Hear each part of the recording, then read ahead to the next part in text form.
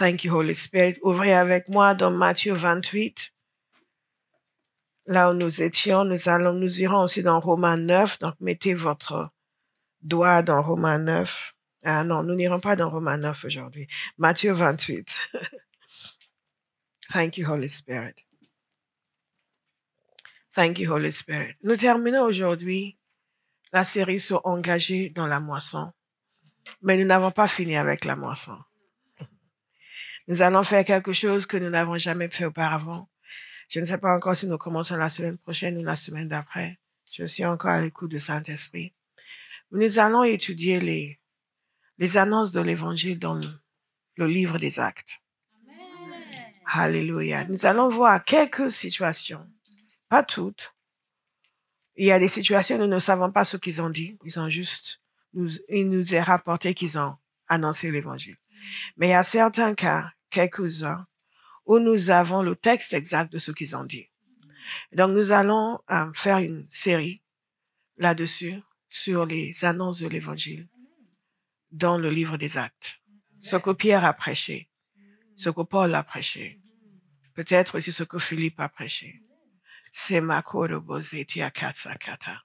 peut-être ce qu'Étienne a prêché. Mais certainement Pierre et Paul. Alléluia. Parce que cette année, nous allons prêcher l'Évangile. Et nous voulons faire comme les gens qui nous ont précédés. Engagés dans la mission. 4. Matthieu 28 nous dit ceci. Au verset 16. Les 11 disciples allèrent en Galilée, sur la montagne que Jésus leur avait désignée. Quand ils le virent, ils se prosternèrent devant lui, mais quelques-uns eurent des doutes. Jésus s'approcha et leur dit, « Tout pouvoir m'a été donné, dans le ciel et sur la terre. Allez, faites de toutes les nations des disciples, baptisez-les au nom du Père, du Fils et du Saint-Esprit, et enseignez-leur à mettre en pratique tout ce que je vous ai prescrit. Et moi, je suis avec vous tous les jours, jusqu'à la fin du monde. » Ce mandat a motivé des milliers de personnes depuis qu'il a été donné. Au fil des siècles, à consacrer leur vie à annoncer l'Évangile. Et dans chaque génération, Dieu appelle les hommes à répondre aussi à ce mandat, à s'engager dans la mission de Christ. Parce que la mission de Christ est pour sauver les hommes et les réconcilier avec Dieu. Et tant qu'il y a un être humain sur terre qui n'est pas sauvé, la mission de l'Église reste valable. Alléluia. Et quand tous seraient sauvés, nous devons en faire des disciples. Alléluia. Jésus donc nous donne une mission, mais il ne nous donne pas juste une mission, il nous donne la capacité d'accomplir la mission. Et il leur dit ceci, tout pouvoir m'a été donné. En d'autres termes, tous les moyens nécessaires pour que vous soyez efficaces. Toute l'autorité nécessaire a été donnée. Vous êtes mandatés avec une pleine autorité pour agir sur la terre, pour amener des gens à me connaître et à devenir mes disciples. Je vais vous inviter à dire ce matin, si vous êtes d'accord, je reçois ce mandat. J'accepte cette mission. Et je ferai des disciples. Alléluia. Je vais vous signaler une chose, c'est-à-dire, et c'est ceci, pour faire des disciples, il faut aussi d'abord être un disciple. Donc, je vais vous inviter à noter dans votre cahier le fait que non seulement vous serez des disciples, mais ce que vous allez faire à partir de maintenant pour vivre et fonctionner comme un véritable disciple. Amen. Ce que vous allez faire à partir de maintenant pour vivre et fonctionner comme un véritable disciple. Ces choses sont très importantes. Ce n'est pas juste le fruit du désir. C'est un choix et c'est une action. Alléluia. Ce n'est pas juste un désir. C'est un choix, une décision et une action. Vous me suivez? C'est une décision et c'est une action. C'est une décision et c'est une action. Donc, notez ce que vous ferez, les ajustements que vous allez faire. Je ne vous dis pas de décrire cela maintenant, mais notez le fait que vous êtes censé le faire. Amen. Parce que nous ne voulons pas être des hypocrites. Des gens qui essayent de faire des disciples alors que eux-mêmes ne sont pas des disciples. Nous nous reproduisons toujours dans les gens qui nous suivent s'ils sont volontaires. Amen. Alléluia. Et nous avons vu jusque-là que 1, la mission est collective et individuelle. 2, la mission est un impératif, c'est une opération de sauvetage. 3, la mission doit devenir notre raison d'être. La mission nécessite un cœur brisé. La mission nécessite des ouvriers obéissants. La mission nécessite des ouvriers qui portent du fruit parce que la moisson est prête. Et c'est ce que Jésus nous a dit. Maintenant, regardez avec moi dans Luc 24.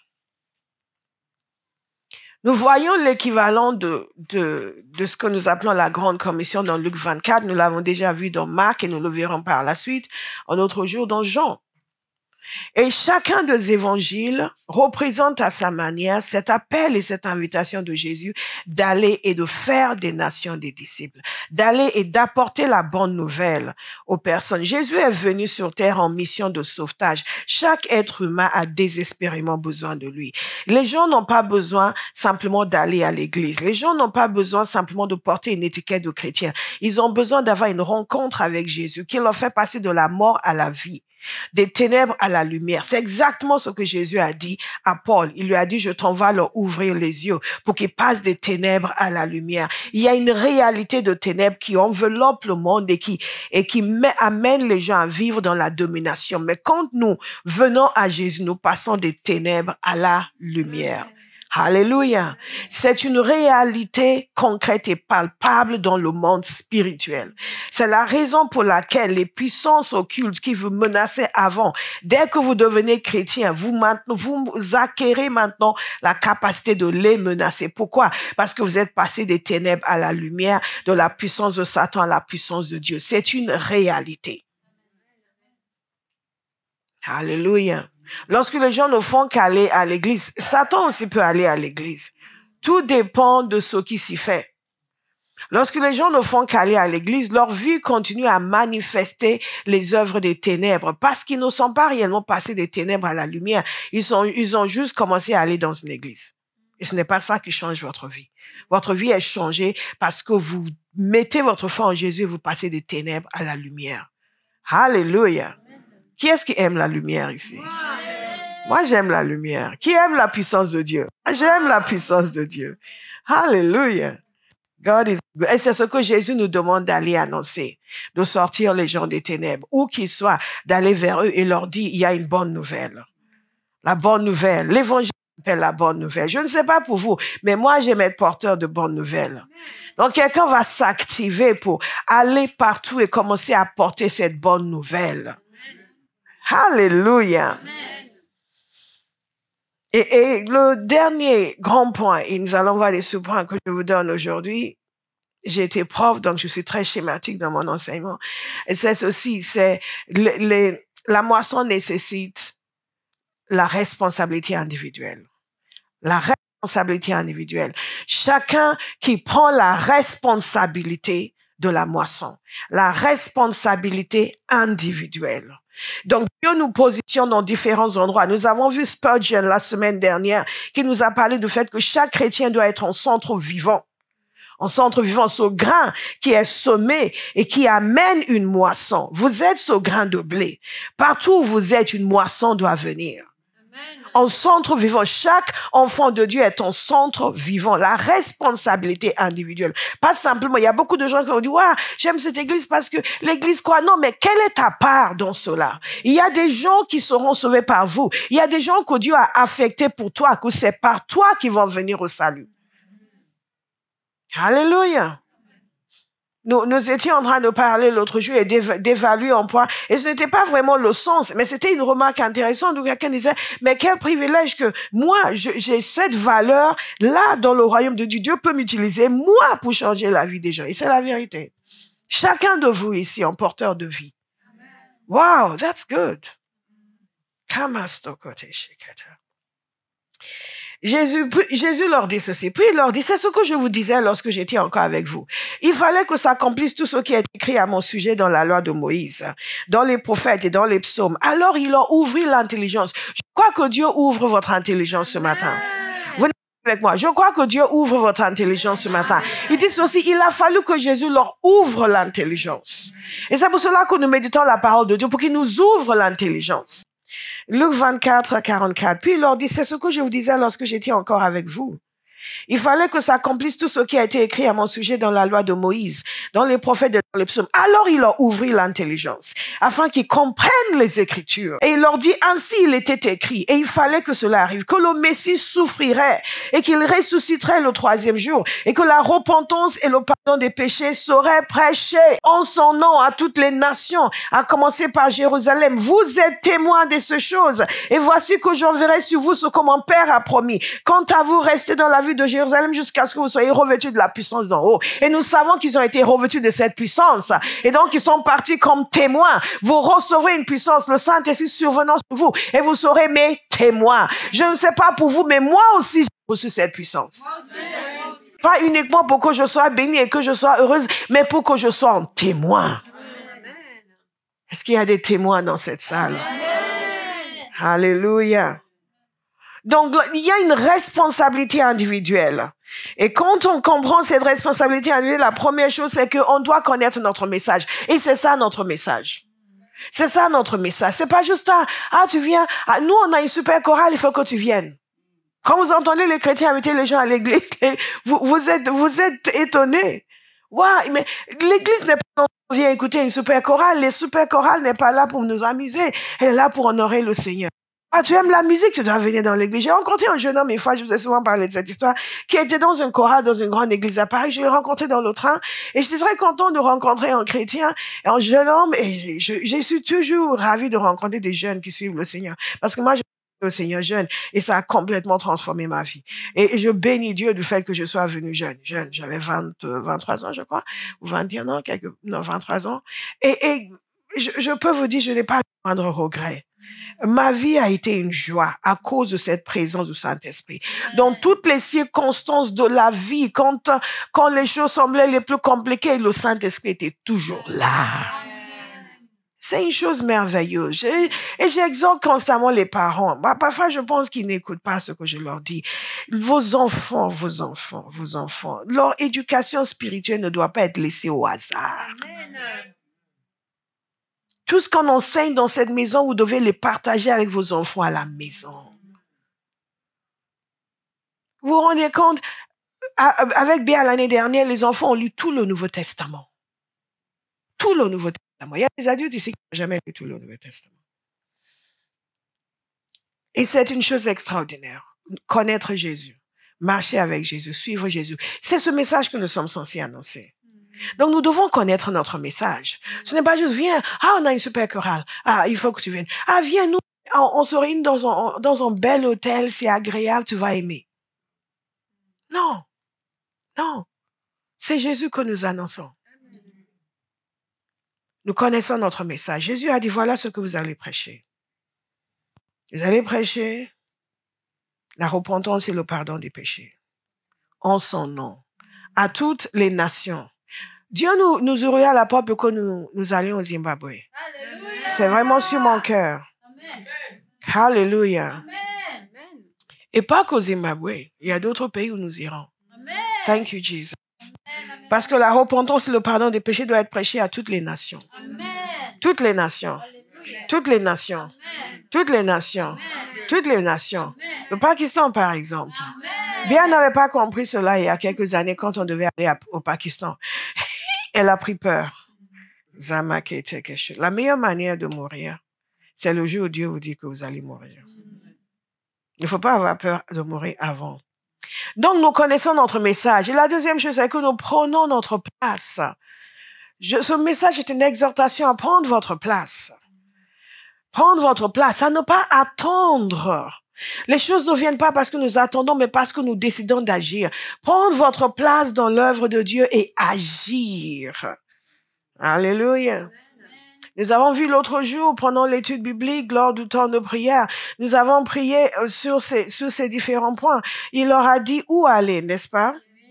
Il leur a dit où aller. Il y a quelqu'un qui était à la prière? Oui. OK. Il leur a dit où aller. Amen. Il leur a dit comment agir. Amen. Il leur a dit vers qui aller. Amen. Alléluia. Et il leur a dit pourquoi ils devaient aller. Et Dieu nous a dit la même chose. Et donc, dès lors où on nous a dit tout cela, nous devons agir. Nous devons agir. Agir, aller vers des personnes et les amener. Et en tant qu'Église, nous a donné des choses spécifiques, des projets très clairs, des visions claires, globales, mais aussi chaque département.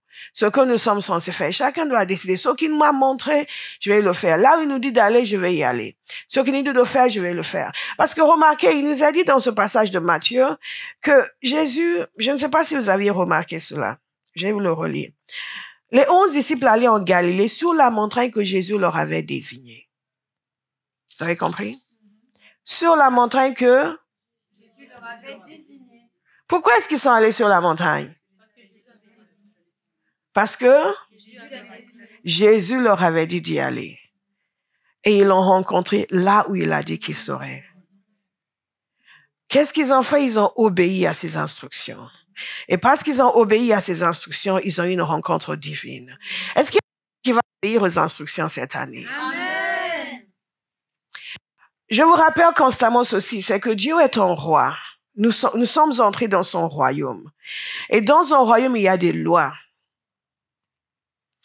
Et les lois si elles sont respectées, les choses se passent bien. Il y a une raison pour laquelle je suis venue ici ce matin. Je me suis garée dans le parking. Je me suis pas garée à travers les voies. Si j'avais fait cela, qu'est-ce qui se serait passé? Rien.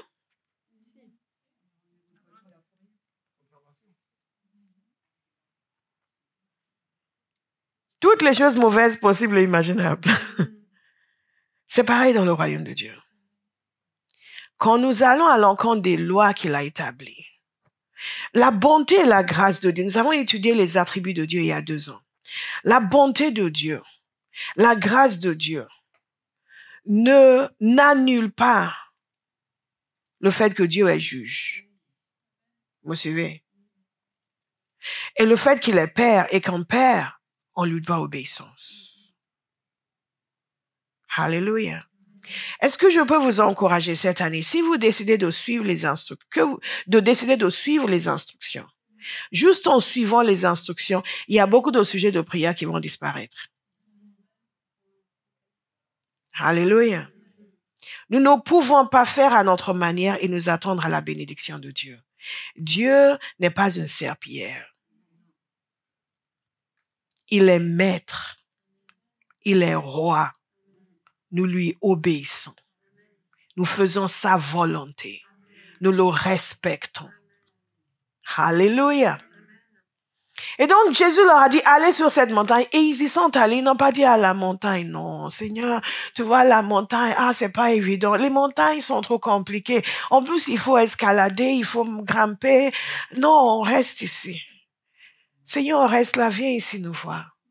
En tant que pasteur, je peux vous dire que la majorité des chrétiens, c'est comme ça qu'ils vivent. C'est ce qu'ils disent au Seigneur tous les jours. Ils savent ce que Dieu veut et ils disent ce qu'ils veulent. Et ils prient et ils insistent pour que Dieu fasse ce qu'ils veulent. Parfois, ils vous demandent même de prier avec eux. Vous me suivez? Vous vous souvenez du jour où j'ai dit à 2 de vos camarades que je ne priais pas pour elles? Parce que le Seigneur nous a donné quelque chose de précis à faire. Tu te souviens? Et je voulais prier pour elles, pour les aider, et je leur ai posé la question. Et elles m'ont dit des choses qui n'ont rien à voir. Je vais maintenant prier pour vous, pour le contraire de ce que le Seigneur nous a dit de faire. Est-ce que vous comprenez? C'est très important. Suivre les instructions. Suivre les instructions. C'est quand on suit les instructions qu'on entre dans la grâce. Alléluia. Pour la manifestation de tout ce que Dieu a pourvu pour notre vie. On suit les instructions. Combien de gens sont vexés, irrités, parce qu'on n'a pas fait ce qu'ils voulaient. Mais ce que vous voulez, ce n'est pas ce que Dieu veut. Et je vous assure, un serviteur de Dieu qui fait ce que vous voulez, ce n'est pas un serviteur de Dieu, c'est votre serviteur. Et le jour où vous avez vraiment besoin que Dieu agisse dans votre vie, Dieu ne l'écoutera pas.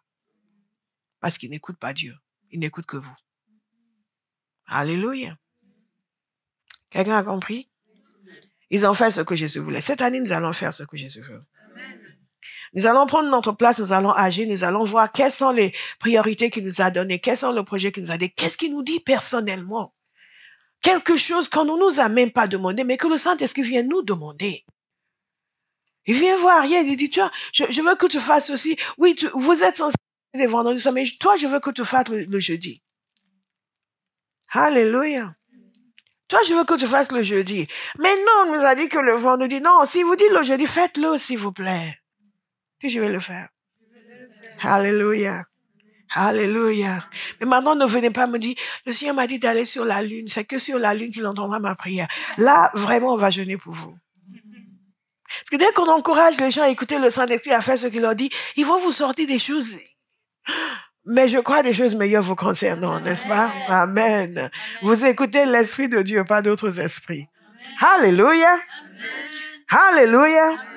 Et donc, qu'est-ce que nous faisons lorsque nous voulons vraiment faire ce que Dieu veut? Nous prenons le temps, lorsque nous assumons notre responsabilité individuelle, nous prenons notre temps pour jeûner, pour prier, pour lui demander des stratégies personnelles.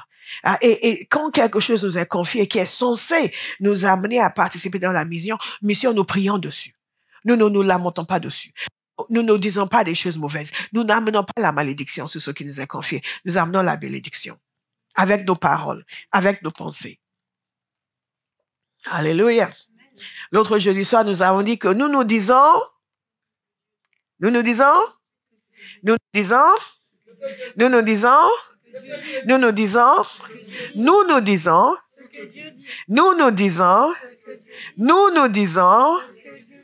ce que Dieu dit. Nous disons ce que Dieu dit. Nous appelons à l'existence ce qui n'existe pas. Parce que nous comprenons notre responsabilité individuelle. Notre responsabilité. Chaque tâche qui m'est confiée est une bénédiction. C'est une opportunité pour réussir dans la mission qui m'est confiée et de recevoir l'approbation de Dieu. J'aime regarder dans la parole de Dieu les endroits où Dieu a approuvé les gens. Et je mets mon nom dedans. Parce que je veux être approuvé de Dieu. Alléluia. William Carey a dit quelque chose que je vous ai déjà lu, mais nous allons revenir dessus. Et ce qu'il a dit est vraiment très important. Il a dit, parce que nous parlons de responsabilité individuelle, et chacun dans l'Église doit avoir ce sens de responsabilité. Il a parlé de ce passage, Jésus a dit que les champs sont blancs pour la moisson. Il explique le fait que si Jésus a parlé de cela, c'est parce qu'il veut que nous réfléchissions à ce que les gens font lors de la moisson. Que les gens s'organisent, n'est-ce pas? Les gens s'organisent. Les gens s'organisent. Ils ne font pas juste prier, ils s'organisent. Et le temps est venu maintenant pour que les gens pour que Abba House, pour que chacun de nous, les gens s'organisent pour que les choses se passent bien, pour qu'ils aient une bonne récolte. Les gens s'organisent et se mobilisent toujours en amont pour garantir de bons résultats.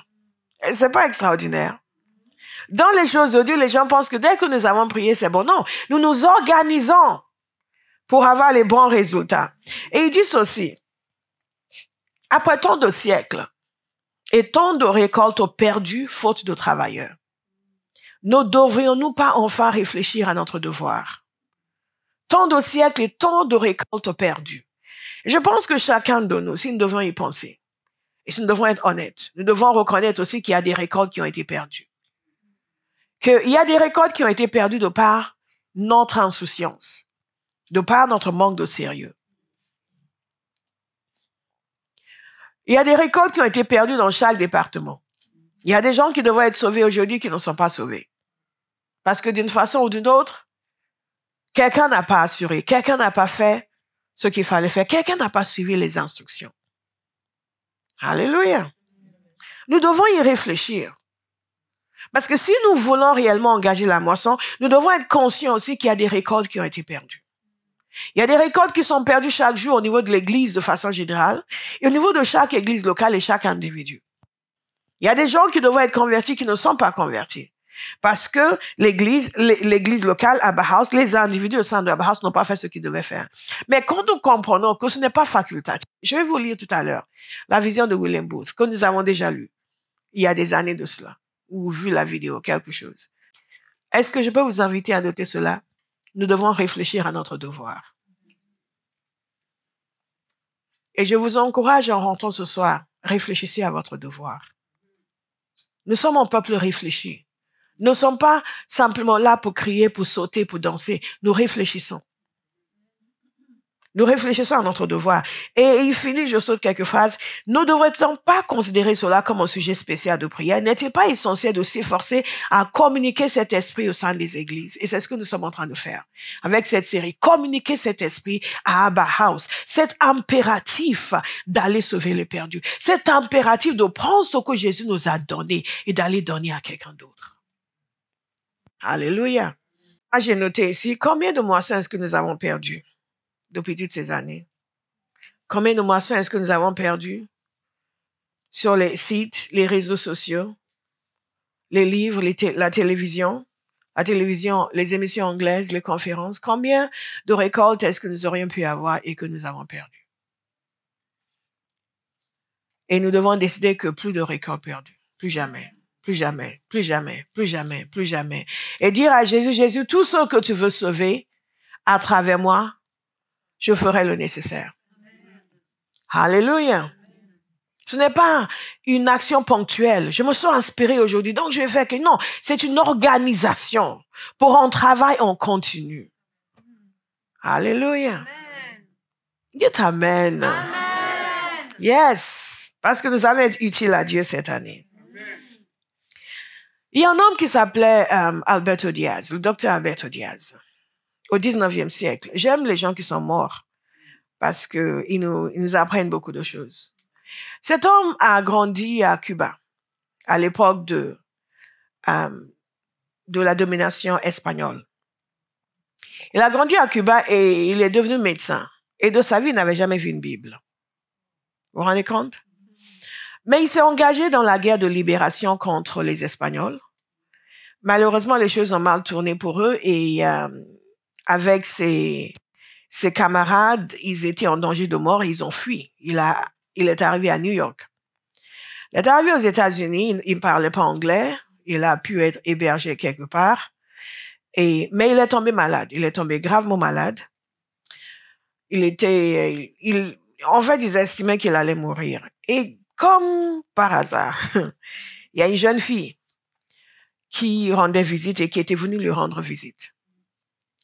Là où il était à l'hôpital. Elle est venue lui rendre visite et elle a commencé à lui parler du Seigneur. Tant bien que mal, elle réussissait à communiquer avec lui et elle lui a offert une Bible, au Nouveau Testament. Il n'en avait jamais lu de sa vie.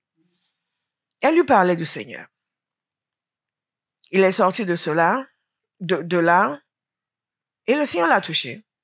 Il a été converti. Il a donné sa vie au Seigneur. Son histoire est très longue, mais j'abrège parce que ce n'est pas tellement sa vie que je vais vous raconter, mais je vais vous lire quelque chose qui a été écrit au sujet de son église. Il s'est converti, il a commencé petit à petit à servir le Seigneur. Il est ensuite reparti à Cuba, mais il y a eu d'autres problèmes. Sa famille était en danger et ils sont revenus aux États-Unis. Sa petite sœur était très sensible à l'évangile. Ses parents, qui étaient plus catholiques fervents, ne voulaient absolument pas qu'il, pour eux, devienne protestant. Mais sa sœur, elle aussi a donné sa vie au Seigneur. Et après, il est reparti à Cuba, il a commencé une œuvre. Dieu l'a mis en contact avec des groupes aux États-Unis qui l'ont soutenu pour commencer une œuvre à Cuba. Il a commencé une église, une mission, qui après est devenue une église. Mais ce qui a été frappant avec eux, c'est qu'ils étaient à fond dans la mission, à fond. Lui, il voyait la nécessité d'annoncer l'évangile. Il y avait bien sûr des églises catholiques à Cuba, mais pas d'église baptiste, pas d'église de réveil. Et il travaillait, annonçait l'évangile, les gens étaient convertis. Et à l'époque, c'était très compliqué parce que les cimetières étaient détenus par les catholiques. Et si vous n'êtes pas catholique, on ne peut pas vous enterrer. Donc, vous comprenez, nous, les choses sont tellement faciles pour nous. Les choses sont tellement faciles pour nous.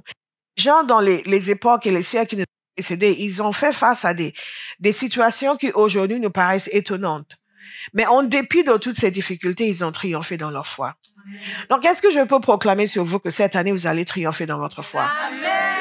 Ce n'est pas pour vous une année de faiblesse. Cette année, vous allez triompher dans votre foi. Amen. Dans le nom puissant de Jésus. Amen. La révélation de Jésus va continuer à grandir dans votre cœur. Amen. Amen. Et donc, qu'est-ce qu'il a fait? Il a dû acheter un terrain pour que les gens puissent être enterrés. Juste un exemple des difficultés auxquelles ils étaient confrontés. Mais ces gens étaient convertis et ils étaient zélés. Cette année, vous serez zélés. Et les gens qui vont se convertir à Bahas cette année seront zélés. Au nom de Jésus.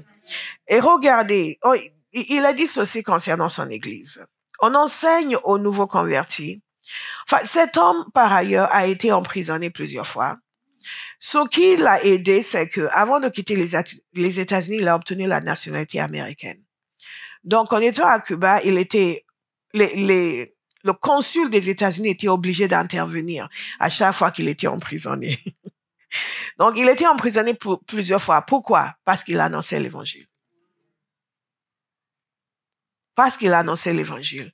Je veux que vous compreniez pourquoi, des fois, les excuses que les gens me donnent me paraissent tellement dérisoires.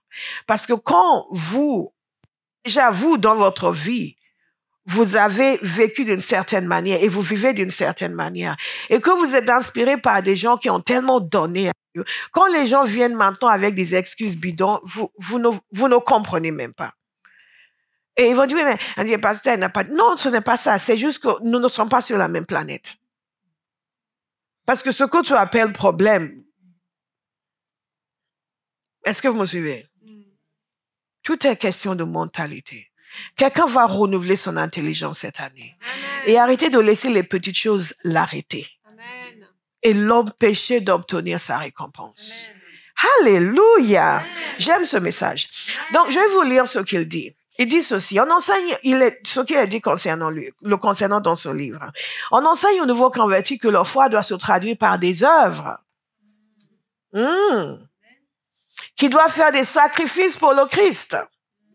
Et qui doivent contribuer dans la mesure de leurs moyens à la diffusion de l'évangile. Aux nouveaux convertis. Et c'est ça faire des disciples. On n'enseigne pas ça uniquement aux gens qui sont chrétiens depuis 20 ans. Le trésorier de l'église, ça c'est la première fois que j'entends ça. Le trésorier de l'église rencontre le candidat au baptême entre la loge et le baptistère et lui demande combien il a l'intention de donner pour le financement de l'évangile. Aucun membre n'est retenu s'il ne contribue pas à la mission de l'église. Par conséquent, le progrès est constant. Vous comprenez? En d'autres termes, ils n'acceptent les gens comme membres que s'ils sont dévoués à la mission. Ils sont prêts à participer financièrement et ils sont prêts à aller chercher des perdus. Là, ils sont considérés comme membres. Et c'est la réalité parce que c'est ce que Jésus nous a dit de faire. Comment on peut dire qu'on est membre d'une église, mais on ne veut pas participer, on ne veut pas aller gagner des âmes, on ne veut pas faire l'évangélisation, on ne veut pas que les autres aussi soient sauvés comme nous, on a été sauvés, mais on veut qu'on s'occupe de nous et qu'on prie pour nous et qu'on veille sur nous et qu'on est toujours là derrière nous, mais nous, on ne veut pas faire quoi que ce soit. C'est le contraire de l'évangile. Et si cela a été votre fonctionnement, cette année, vous changez. Amen. Alléluia. Cette année, vous changez. Amen. Vous devenez pleinement participant dans l'œuvre de l'évangile. Vous devenez obéissant à la mission du Christ. Amen. Et toutes les grâces que Jésus a prévues pour les gens qui lui obéissent vont venir sur votre vie naturellement. Amen. Alléluia. Amen. Vous savez, parfois, les pasteurs passent leur temps à essayer d'obtenir des bénédictions pour les gens qui sont rebelles envers Dieu. Le progrès est constant. Donc, le progrès est au rendez-vous quand le peuple est obéissant. Et par la suite, toute sa famille s'est convertie.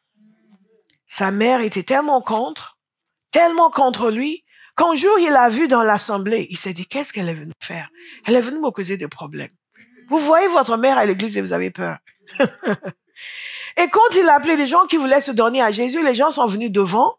Et il a vu sa mère, il a dit, hey, elle va me causer des problèmes. Il a évité sa mère, il a dit, qu'est-ce qu'elle va me sortir? Et quelqu'un a dit, pasteur, votre maman est là. Donc, il était obligé d'aller, il dit, maman, qu'est-ce que tu veux? Il dit, je vais donner ma vie. Je dis, non, maman, sois sérieuse. Elle a vraiment donné sa vie à Jésus. Elle est devenue une grande aide dans le ministère. Si vous voyez comment elle s'opposait à lui. Et son père aussi est venu. Alléluia. Dieu nous donne toujours des moyens différents. Vous savez comment son père est venu? Parce que sa petite sœur, quand sa mère était venue, le père, bon, dans tous y allait. Il y avait une petite sœur que le père aimait beaucoup. Elle aussi, elle aimait Jésus et elle a dit, un jour, lui, il disait, si son père lisait la Bible, il refusait de lire. Il refusait de lire. Et sa petite sœur a dit, laisse-moi faire. Et un jour, elle a dit, papa, je dois aller à l'église ce matin, mais j'ai pas lu mon texte. Si tu peux me le lire, s'il te plaît. Donc, son père était obligé de lui lire son texte. J'ai pas lu mon texte pour l'école de dimanche. Si tu peux me le lire. Le père lui a lu son texte. Et le soir, elle a dit, papa, s'il te plaît, tu peux me lire ma Bible avant que je ne dorme. Et le père est venu parce qu'il aimait tellement sa fille. Et il a commencé à lui lire la Bible. Le matin, le pasteur, le grand frère, est entré dans la chambre de la petite. Il voit le père. 4h30 du matin, il était encore en train de lire la Bible. Et après ça, il a donné sa vie à Jésus. Je vois toute votre famille se convertir. Amen. Au nom de Jésus. Amen. Amen. Alléluia. Et donc, si nous acceptons notre responsabilité, nous devons évaluer les conséquences de notre action et de notre inaction. Ce n'est pas juste, ah non, moi, je sens pas, moi, je suis fatiguée aujourd'hui, donc je peux pas y aller. Quelles sont les conséquences de votre inaction? Quelles sont les conséquences du fait que cette personne à qui vous deviez parler, vous ne l'avez pas fait? Quelles sont les conséquences? Quelles sont les conséquences du fait que cette tâche qui vous a été confiée pour que les gens soient sauvés, vous ne l'avez pas faite? Quelles sont les conséquences? Nous devons évaluer les conséquences de notre action et de notre inaction. Et quand vous annoncez l'évangile à quelqu'un et que la personne réagit mal, ne le prenez pas mal. Partez de là en évaluant les conséquences de votre action. Vous avez semé. Vous avez donné la parole. Ce n'est pas la réaction de la personne qui détermine la réalité. La réalité est déterminée par votre obéissance à la parole de Dieu. Amen. Donc vous partez de là. Quand Pierre et Jean étaient partis joyeux, après avoir été menacés par les chefs du peuple, pourquoi ils étaient joyeux? Parce qu'ils étaient heureux de souffrir pour Jésus. Cette année, vous allez souffrir pour Jésus. Amen. Et vous allez être remplis de joie. Amen. De joie. J'ai dit de joie. Amen. En souffrant pour Jésus. Amen. Pas de tristesse. On dit les gens évangélisés, mais on se fait insulter. Gloire à Dieu, on est insulté pour Jésus. Amen. Tout est question de mentalité. Amen. Ah, j'ai distribué des tracts toute la journée, je suis fatigué. Ah, je bénis le Seigneur, j'ai pu me fatiguer dans son service. Amen. Alléluia. Nous évaluons les conséquences de notre action et de notre inaction. La parole de Dieu nous dit que si nous portons des fruits, nous allons encore porter plus. Amen. Mais si nous ne portons pas des fruits, c'est destructeur. Jésus dit ceci, je suis le vrai cep et mon Père est le vigneron. Tout sarment qui est en moi et qui ne porte pas de fruits, tout sarment qui porte de fruits, il le taille afin qu'il porte encore plus de fruits. Est-ce que je peux prophétiser sur vous que cette année, vous allez porter encore plus de fruits? Amen. Au nom de Jésus. Amen. C'est comme ça que je me vois. Je porte du fruit et je vais encore en porter. Plus de gens seront guéris cette année. Plus de gens seront délivrés cette année. Plus de seront changés cette année. La parole prophétique va abonder encore cette année. On a déjà bien commencé le 1er janvier. Amen. On a prophétisé sur tout ce qui bouge. Et ça va continuer comme ça. Et ça va s'amplifier. Et ça va s'amplifier. Au nom de Jésus.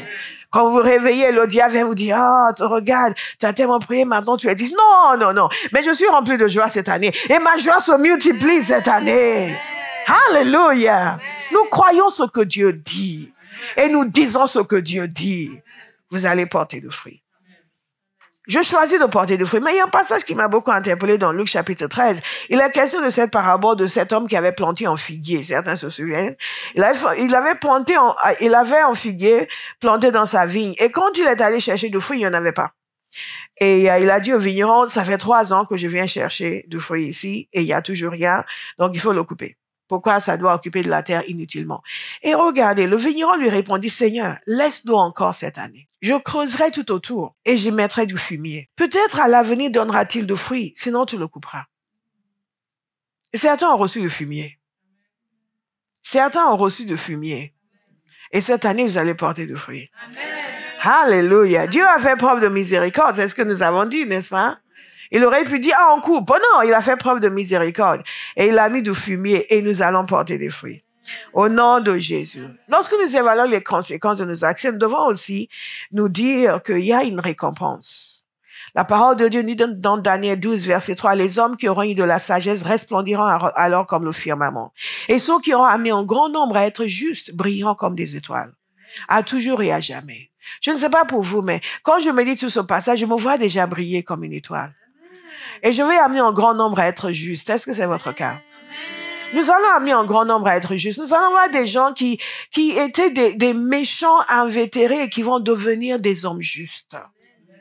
Et nous avons vu l'autre jour que c'est nous qui nous tenons dans le lieu de passage, entre la mort et la vie, entre l'iniquité et la droiture. Quelqu'un qui a été considéré comme le pire de tous, parce que vous annoncez l'évangile, il devient juste. Wow. Je ne sais pas si vous y pensez. Et Jésus a dit, vous ne le faites pas pour rien. Parce que quand vous l'aurez fait, vous aussi, vous allez briller comme une étoile. Je dis à quelqu'un, vous allez briller comme une étoile. Amen. Je vais briller comme une étoile. Alléluia. Nous avons vu longuement l'année dernière que Jésus, à cause de la joie qui était devant lui, il a enduré la croix. Il y a une joie qui doit toujours être devant nous. Regardez-vous briller comme une étoile. Amen. Quand Dieu dit que vous brillez, c'est briller.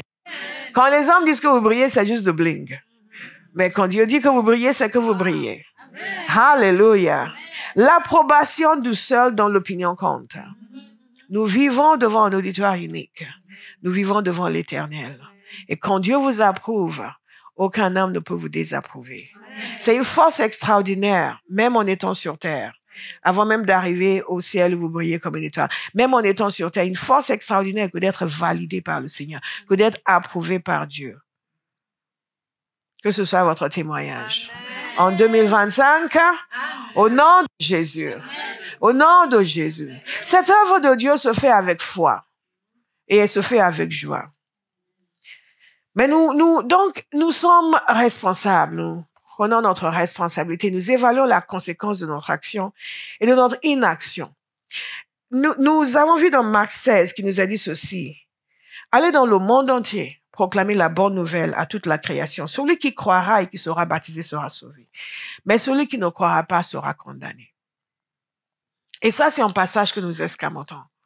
Celui qui ne croira pas sera condamné. Jésus a dit d'aller prêcher la repentance et le pardon des péchés en son nom.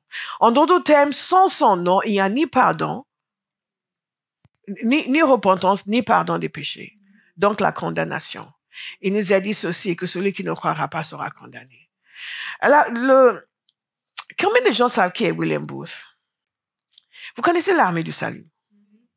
William Booth et Catherine Booth, son épouse, étaient les fondateurs de l'armée du salut. Alléluia.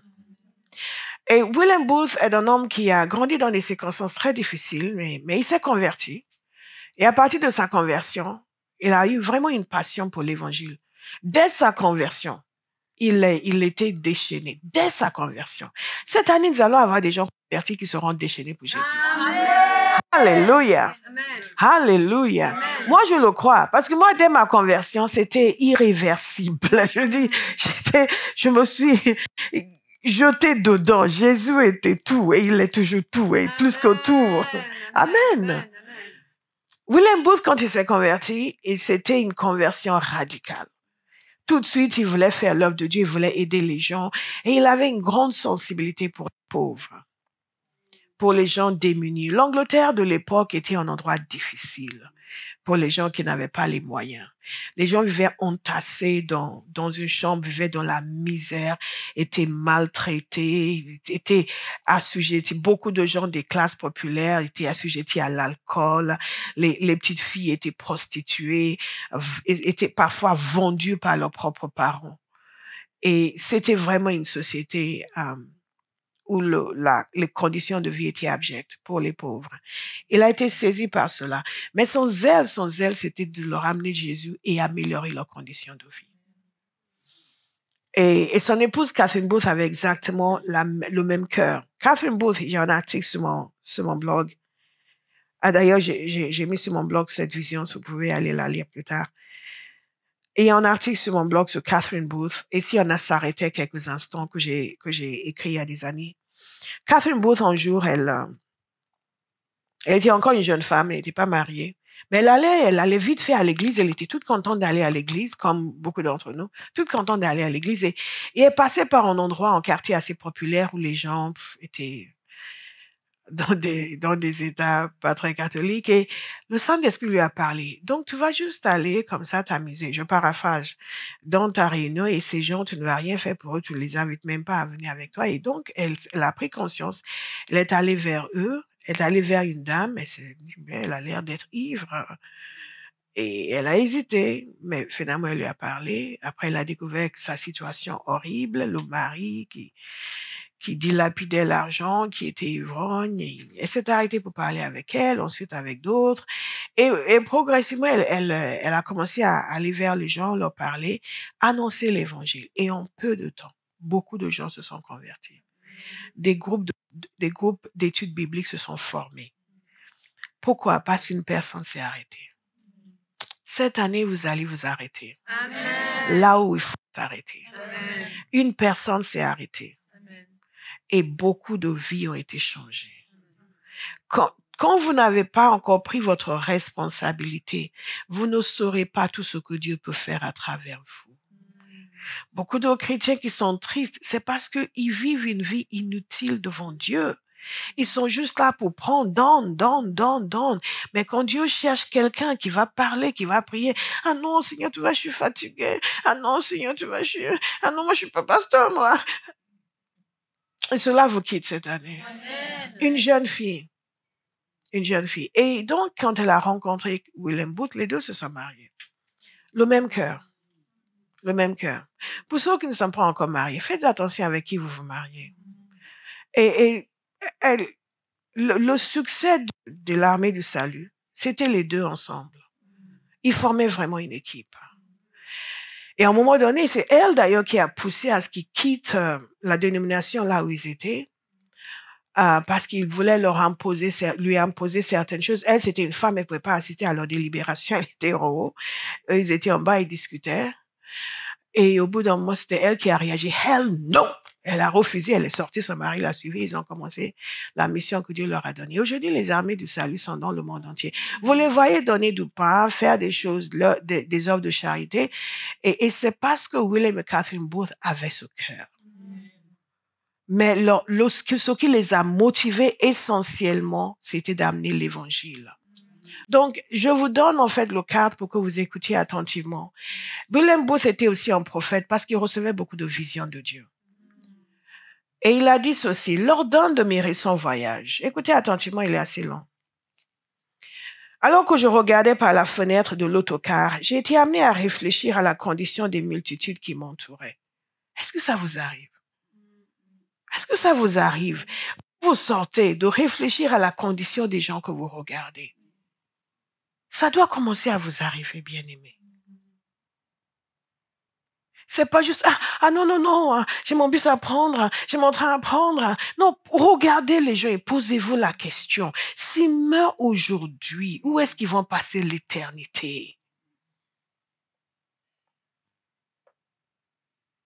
Nous ne pouvons pas être esclaves du système du monde au point où nous courons comme des païens. Nous courons vers les mêmes choses. Nous désirons les mêmes choses. Nous n'avons le temps pour rien. Pas le temps pour Dieu. Pas le temps pour les gens qui souffrent. Non. Mais alors, quand un chrétien souffre, il exige l'attention. Oui, mais vous vous rendez compte, j'ai quitté cette église parce que j'avais des problèmes et personne s'est occupé de moi. Je dis, look at you. Et occupez-vous de moi. Le nombre de personnes qui sont insatisfaites juste parce qu'ils ne reçoivent pas, elles ne reçoivent pas ce qu'elles veulent. Mais combien de choses, qu'est-ce que vous donnez? Alléluia. Donc, s'il vous plaît, commencez à réfléchir à la condition des gens que vous rencontrez. Si vous êtes au travail, réfléchissez à la condition de vos collègues. S'ils devaient mourir aujourd'hui, quel serait leur état? Vous êtes à l'école, réfléchissez à la condition de vos camarades de classe. Donc, j'ai été amenée à réfléchir à la condition des multitudes qui m'entouraient. Elles vivaient dans l'insouciance et dans la rébellion la plus ouverte et la plus éhontée contre Dieu, sans se soucier de leur bien-être éternel. En regardant par la fenêtre, il me semblait les voir tous. Des millions de personnes tout autour de moi, livrées à leurs boissons et à leurs plaisirs, à leurs danses et à leur musique, à leurs affaires et à leurs angoisses, à leurs politiques et à leurs problèmes, ignorantes, volontairement ignorantes dans de nombreux cas, et dans d'autres cas, sachant tout de la vérité et ne s'en souciant pas du tout. Mais tous, la multitude entière, poursuivent leur blasphème et leur diablerie jusqu'au trône de Dieu. Tandis que mon esprit était ainsi occupé, j'eus une vision. Je vis un océan sombre et orageux. Au-dessus de lui, des nuages noirs qui s'amoncelaient. De temps à autre, de vifs éclairs jaillissaient et le tonnerre grondait. Les vents gémissaient et les vagues montaient et écumaient, s'élevaient et se brisaient pour remonter, écumer, s'élever et se briser à nouveau. Dans cet océan, écoutez attentivement, j'ai cru voir des myriades de pauvres êtres humains plonger, flotter, crier, hurler, maudire, se débattre et se noyer. Et tandis qu'ils maudissaient et criaient, ils se relevaient, hurlaient à nouveau, puis certains sombraient pour ne plus se relever. Et j'ai vu au milieu de cet océan sombre et tumultueux un puissant rocher dont le sommet s'élevait au-dessus des nuages noirs qui surplombaient la mer déchaînée. Tout autour de la base de ce grand rocher, je vis une vaste plateforme. Sur cette plateforme, j'ai vu avec joie un certain nombre de pauvres malheureux qui se débattaient, qui se noyaient, qui sortaient continuellement de l'océan en colère et donc arrivaient à se mettre sur la plateforme. Et je vis quelques-uns de ceux qui étaient déjà en sécurité sur la plateforme qui aidaient les pauvres créatures qui se trouvaient encore dans les eaux déchaînées à atteindre le lieu de sécurité. En regardant de plus près, j'ai constaté qu'un certain nombre de ceux qui avaient été sauvés travaillaient avec ardeur et organisaient des échelles, des cordes, des bateaux et d'autres moyens plus efficaces pour faire sortir de l'eau les malheureux qui se débattaient dans la mer. Ici et là, certains se sont même jetés à l'eau sans se soucier des conséquences dans leur passion pour sauver ceux qui périssaient. Et je ne sais pas ce qui m'a le plus réjoui, la vue des pauvres qui se noyaient, qui grimpaient sur les rochers et atteignaient un lieu sûr, ou le dévouement et l'abnégation de ces personnes qui se donnaient entièrement à la tâche de les délivrer. En regardant, j'ai vu que les occupants de cette plateforme étaient assez hétéroclites. Ils étaient en effet divisés en différents groupes ou classes et se livraient à des plaisirs et à des occupations diverses. Mais seul un très petit nombre d'entre eux semblait s'être donné pour mission de faire sortir les gens de la mer. Mais ce qui m'a le plus intrigué, c'est le fait que bien qu'ils aient tous été sauvés à un moment ou à un autre de l'océan, presque tous semblaient l'avoir oublié. En tout cas, le souvenir de l'obscurité et du danger ne semblait plus les troubler. Et ce qui m'a paru tout aussi étrange et perplexe, c'est que ces gens ne paraissaient même pas se soucier, c'est-à-dire se sentir angoissés pour les pauvres gens qui se débattaient et se noyaient sous leurs yeux, dont beaucoup étaient leurs propres maris, leurs femmes, les frères et sœurs et même leurs propres enfants. Cette indifférence étonnante ne pouvait être le résultat d'une quelconque ignorance ou méconnaissance, car ils vivaient là, au vu de tout cela, et on parlait même parfois. Beaucoup allaient même régulièrement écouter des conférences et des sermons, décrivant l'état terrible de ces pauvres créatures qui se noyaient. J'ai toujours dit que les occupants de cette plateforme s'adonnaient à différentes activités et à différents passe-temps. Certains d'entre eux étaient absorbés jour et nuit par le commerce et les affaires pour réaliser des gains, conservant leurs économies dans des boîtes, des coffres forts, etc. Beaucoup passaient leur temps à s'amuser, à faire pousser des fleurs sur le flanc du rocher, d'autres à peindre des pièces de tissu ou à jouer de la musique, ou encore à s'habiller de différentes manières et se promener pour se faire admirer.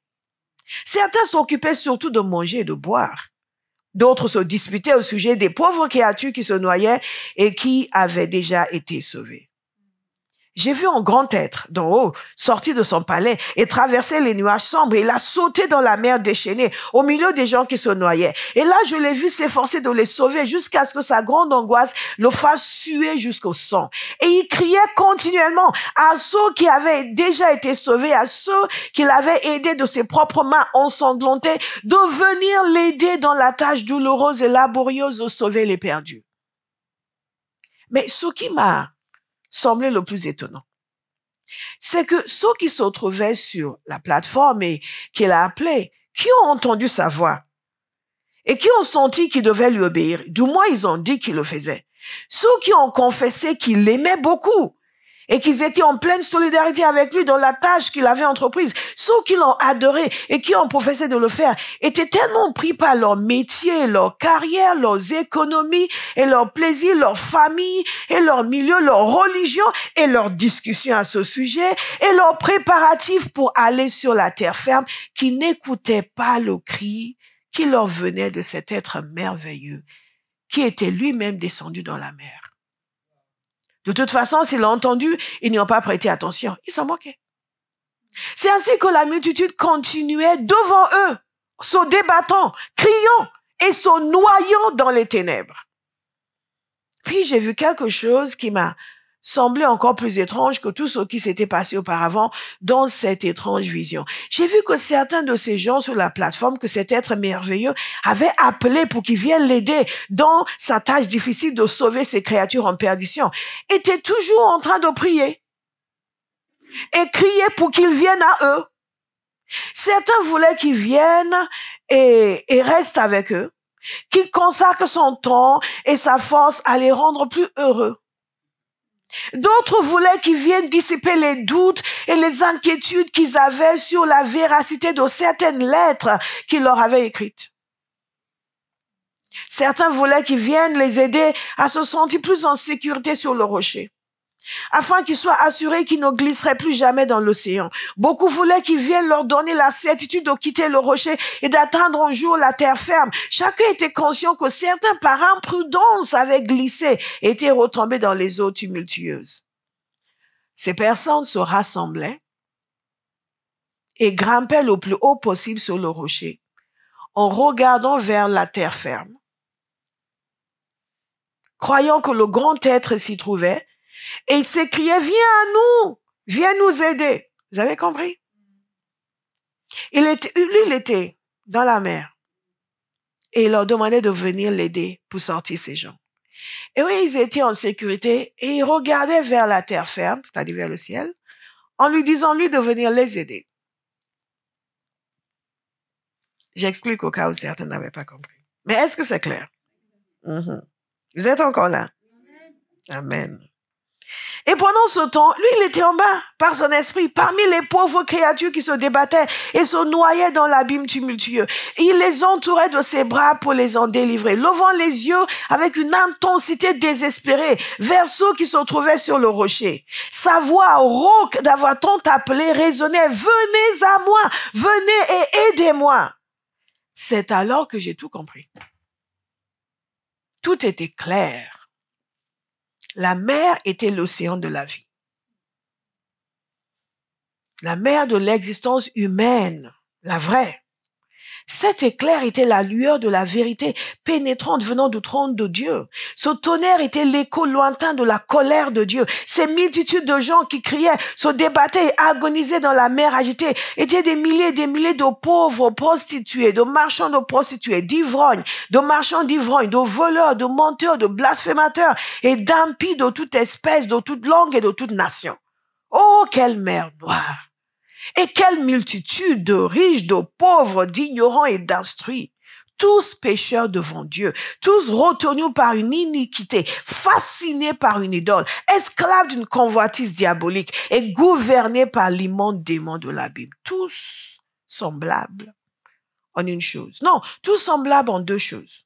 Non seulement identiques dans leur méchanceté, mais à moins d'être secourus, identiques dans leur descente continue vers le même terrible destin. Le grand rocher qui les abritait représentait le calvaire, le lieu où Jésus était mort pour eux. Et les gens qui s'y trouvaient étaient ceux qui avaient été sauvés. Olive? Béat, Paul, le petit. Leur façon d'utiliser leur énergie, leurs dons et leur temps reflétait les occupations et les divertissements de ceux qui se disent sauvés du péché et de l'enfer. Les disciples du Seigneur Jésus-Christ. Une poignée d'hommes courageux et déterminés risquaient sa vie pour sauver ceux en danger, agissant comme de véritables soldats de la croix de Jésus. Cet être puissant qui les appelait du milieu des eaux agitées était le Fils de Dieu, le même hier, aujourd'hui et éternellement.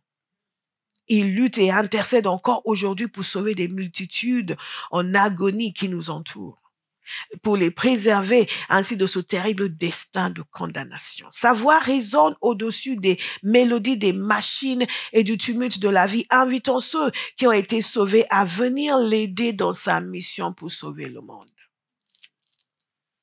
Nous invitons vous et moi. Mes amis en Christ, vous êtes sauvés des eaux. Vous êtes sur le rocher. Lui, il est dans la mer sombre et vous appelle à venir à lui et à l'aider. Est-ce que vous irez? Regardez vous-même. La mer tumultueuse de la vie, remplie de multitudes en perdition, se déverse jusqu'à l'endroit même où vous vous tenez. Au-delà de la vision, je vais maintenant aborder en fait, qui est aussi réel que la Bible, aussi réel que le Christ suspendu à la croix, que le jour du jugement, que le ciel et l'enfer qui suivent. Regardez, ne vous fiez pas aux apparences. Dites à quelqu'un, s'il vous plaît, ne te fie pas aux apparences. Les gens et les choses ne sont pas toujours ce qui paraissent. Tous ceux qui ne sont pas sur le rocher sont dans la mer. Je vais le redire encore pour vous. Tous ceux qui ne sont pas sur le rocher sont dans la mer. Donc, quand vous rencontrez quelqu'un qui dit, non, moi, Jésus, il est dans la mer. Il est beau, il est bien habillé, il est tout ça, mais il est dans la mer. Donc, je reviens à William Booth. Regardez comme si vous vous teniez du côté du grand trône blanc, le trône de Dieu. Qu'est-ce que vous voyez? Jésus-Christ, le Fils de Dieu, est par son esprit au milieu de cette multitude mourante, luttant pour la sauver. Et il vous appelle à sauter dans la mer, à le rejoindre sans hésitation et à l'aider dans cette lutte sacrée. Allez-vous sauter? Allez-vous sauter? Abba House, allez-vous sauter? Vous allez rester sur le rocher à prier, à demander à Jésus de venir vous aider, à demander à Jésus de vous bénir encore plus, de bénir encore plus votre nourriture, encore plus votre famille, encore plus votre foyer, encore plus vos enfants. Tendre les mains vers lui pour dire, ah Seigneur, vraiment il faut que j'arrive au ciel. Ou allez-vous sauter dans la mer pour dire, je vais aller l'aider pour sauver ceux qui sont en train de mourir.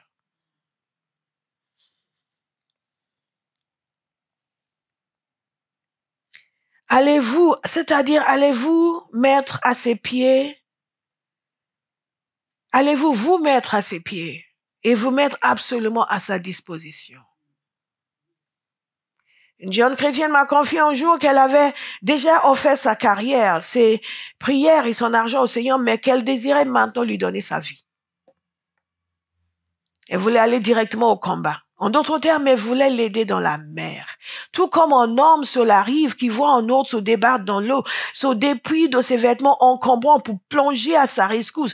Vous qui vous attardez encore sur la rive, à réfléchir, à chanter et à prier pour ces âmes qui périssent, abandonnez votre honte, votre orgueil, votre souci de l'opinion des autres, votre amour de la facilité et tous les amours égoïstes qui vous ont si longtemps retenus et précipitez-vous au secours de cette multitude d'hommes et de femmes qui se meurent. Abba House.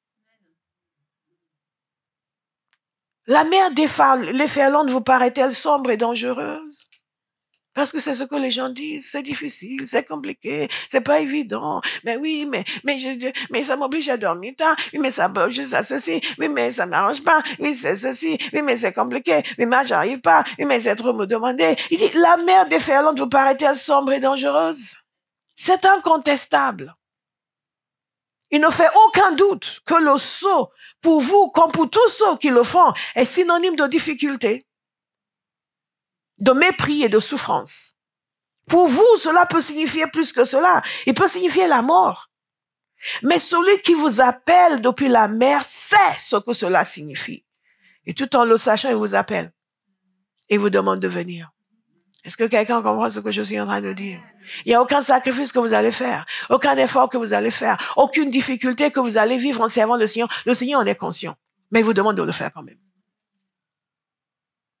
Il vous demande de le faire quand même.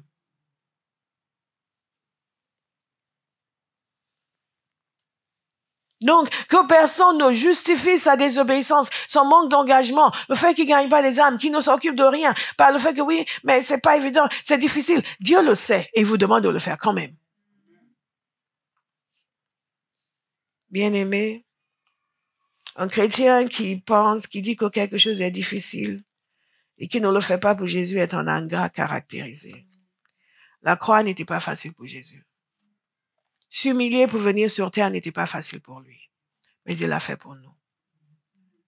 Donc, quelle que soit la difficulté, nous ferons pour lui aussi. Est-ce que quelqu'un m'écoute ce matin? Quelle que soit la difficulté, nous ferons pour lui aussi. Dès lors où vous avez renouvelé votre intelligence pour dire, quelle que soit la difficulté, je vais continuer à servir Jésus, vous allez voir que vous ne voyez même plus la difficulté. Vous la voyez parce que vous avez encore l'idée erronée selon laquelle Dieu ne veut pas que vous voyez des difficultés dans la vie. C'est faux.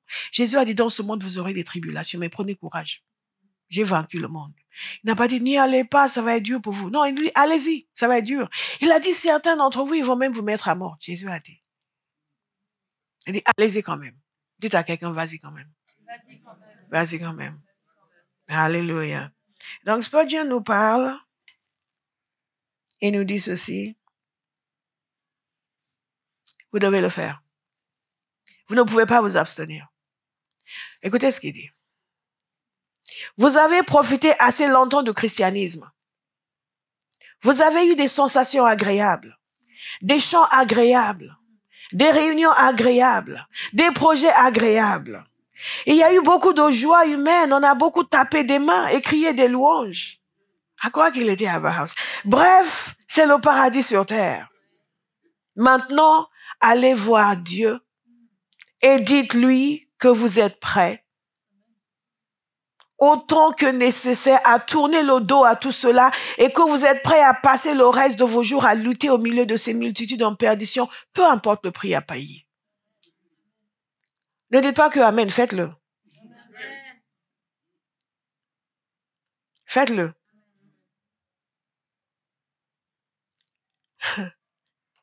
Un Dieu encore, vous devez le faire. Avec la lumière qui a pénétré dans votre esprit, l'appel qui résonne à vos oreilles et les mains qui vous font, vous font signe devant vos yeux, vous n'avez pas d'autre choix.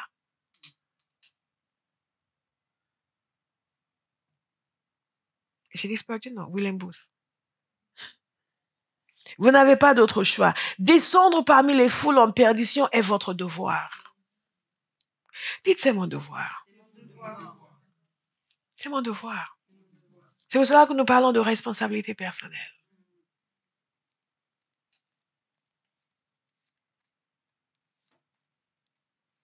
C'est mon devoir. Votre bonheur sera désormais de partager leur misère. Votre aisance de partager leur douleur. Votre courant de partager, de les aider à porter leur croix. Et votre ciel d'aller dans les mâchoires même de l'enfer pour les secourir. Que cette vision sonne comme un appel vibrant à nous engager avec notre Seigneur dans la course pour sauver les perdus, afin qu'il ne soit trop tard pour beaucoup d'entre eux. Alléluia. Je pense qu'il n'y a pas beaucoup de choses qu'on peut dire après cela. Tout a été dit. Et dans son commentaire, il a commenté ce que j'aurais pu commenter. Et il nous dit que nous devons le faire. Nous devons le faire. Et nous devons avoir, un des sujets que je vous ai donné jeudi soir, c'était de prier pour avoir la conscience de l'horreur du péché. Et d'où sort des gens qui ne connaissent pas Jésus. Que cela nous pénètre, parce qu'il y a un voile d'indifférence. Un voile satanique d'indifférence où nous pensons à ce que Jésus peut faire pour nous, mais nous ne pensons pas à ce que Jésus veut faire par nous.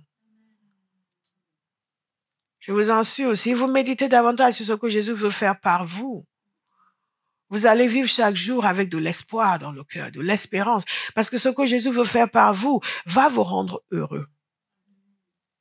Je vois des chrétiens qui ne sont pas heureux. Je vois des chrétiens qui ne sont pas en train de faire ce que Jésus veut. Quand vous faites ce que Jésus veut, dans la difficulté, vous aurez la joie. Parce que le Saint-Esprit témoigne constamment à votre cœur du plaisir du Père. Pensez pas uniquement à ce que Jésus veut faire pour vous, mais à ce que Jésus veut faire par vous. Que cela soit votre obsession. Donnez votre vie à Jésus. Dites-lui, Jésus, tout ce que tu veux faire par moi, je te donne carte blanche. Ah, mais moi, je suis pas grand-chose. C'est pas grave. Votre pas grand-chose avec toute la grandeur de Dieu, ça fait quelque chose d'extraordinaire. Est-ce que je peux vous encourager cette année? C'est le dernier jour du jeûne. Et c'est un cycle qui est clos. Et nous passons au cycle suivant. À prendre une décision radicale. À cesser de fermer les oreilles.